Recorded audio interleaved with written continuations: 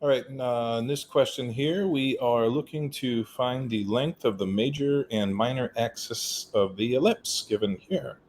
So again, as I always say, the first thing you want to do before you do any math problem is identify the correct formulas related to the question and write those down. That's half the credit on any exam right there. If you don't do that, you're going to lose a lot of points. And make sure you write everything neat and clear and in order so that the TA or teacher does not want to rip their hair out when they're trying to grade your paper. So this is a fairly straightforward question. You just need to connect some dots, literally and figuratively. So first, we're dealing with an ellipse, so we're going to want to get it into the standard form of an ellipse. And that would be this equation here, which means we just want to get this on the right side of the equation equal to 1, and then get the square on the outside and so forth. You can look at the arithmetic. They only give me 5 minutes to do these videos on Wyzant, so I got to be quick about it.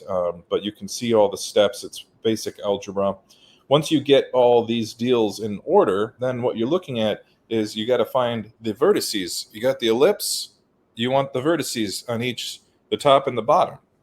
Then you just use the distance formula. The distance between 2 points will tell you the length of the major and minor axis. So, and that should be x axis, not axis. We'll have to change that.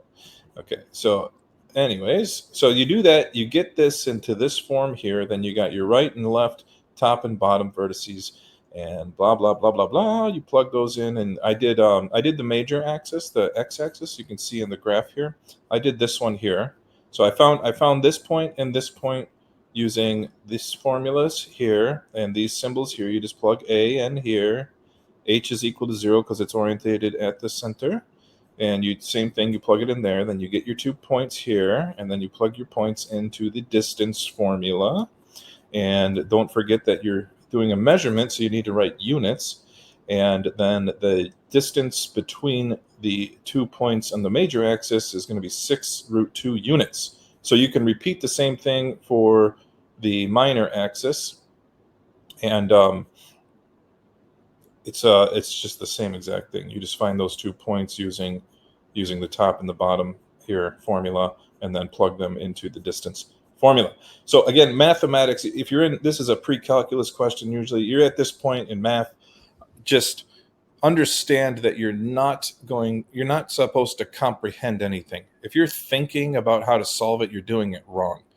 Think about every time you're given a math question, think about like you just got a table from IKEA or Amazon in a box, and there's instructions. You follow the instructions to build the table. You know, you screw this here, you put this screw here, you put this part A here, tape flat. You know, every math question you get has an instruction booklet to it.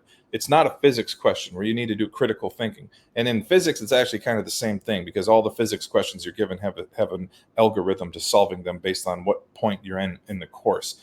People want to think and try to contemplate because they want to feel smart, but actually that's dumb, because it took people thousands of years to figure all this stuff out and to organize it into straightforward methods. And you're supposed to learn the methods. You're not supposed to try to figure them out on your own. That's what you do when you're a PhD student focusing on research. Then you try to figure out something that's never been figured out before. Right now, you're learning instructions. So algorithm, neat, organized, formula first, execute the formula. The answer is worth nothing on exams. Anybody can plug these into a computer and get the answer. Nobody cares about the answer. They care about how you got to the answer. Is it clear and is it legible? All right, if you want to hire me for tutoring, you can contact me on Wyzant here. You can get my ultimate cheat sheet for all STEM courses in college here. And if you're just nice and generous, you can leave me a tip. Thank you so much. Have a great semester.